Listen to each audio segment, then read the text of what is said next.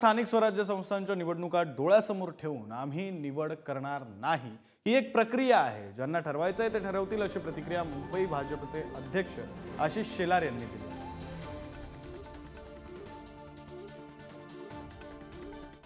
काल परवाकडे 2 दिवस मी पाहत आहे पेपरमध्ये बातम्या झळकत आहेत, बातम्यांवर चर्चा होत आहे की गायमुख भाईंदर ठाणे उन्नत मार्ग असेल, टनल असेल, ट्विन टनल असेल, ह्याची बातमी ही सगळीकडे आली आहे की कोर्टाने मोठा धक्का दिलेला आहे। या सरकारला धक्का बाकीच्या कोणालाच बसला नाही, सरकारला बसला, कारण ह्यांचे जे खिशे भरत होते ते आता कापले गेलेले आहेत। पण मी मनापासून कोर्टाचं अभिनंदन करतो आणि तसंच जे L&T कंपनी जी कोर्टात गेली, कोर्टात जाण्याची हिम्मत केली त्यांनी, त्यांचं देखील अभिनंदन करतो।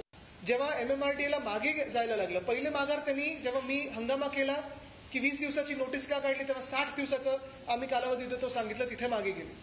कोणीतरी टेंडर रद्द केलं कोर्टाच्या इशाऱ्यानंतर, कोर्टाच्या ताशानंतर जे टेंडर रद्द केलं असेल ह्याचा अर्थ हा होत नाही की हे काही सगळं स्वच्छ आहे किंवा घोटाळा नाहीये। कोर्टाची तुमच्यावर तलवार होती ताणती म्हणून तुम्हाला रद्द करायला लागले, म्हणजे ह्याचा अर्थ तुम्ही घोटाळा केला, तुम्ही भ्रष्टाचार केलेला आहे।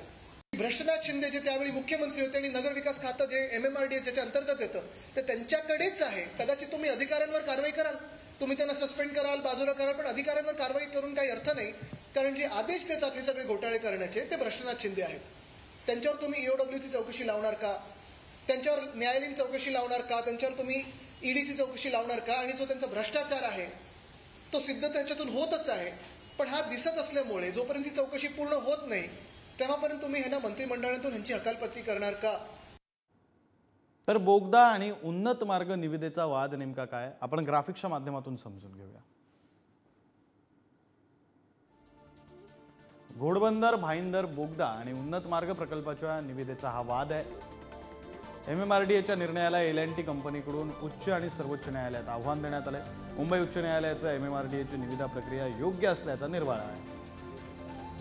त्यानंतर L&T कंपनीकडून MMRDA विरोधात सर्वोच्च न्यायालयात धाव घेण्यात आली। L&Tची बोली 3000 कोटी रुपयांनी कमी असल्याची कंपनीच्या वकिलांनी हायकोर्टात न्यायालयामध्ये माहिती दिली। L&Tनं बांधलेला कोणताही पूल 2 वर्षात कोसळला नसल्याचं शपथपत्र न दिल्यानं तर सर्वोच्च न्यायालयात निविदा प्रक्रियेवर प्रश्न, अखेर निविदा रद्द केल्याची MMRDAची कोर्टात माहिती।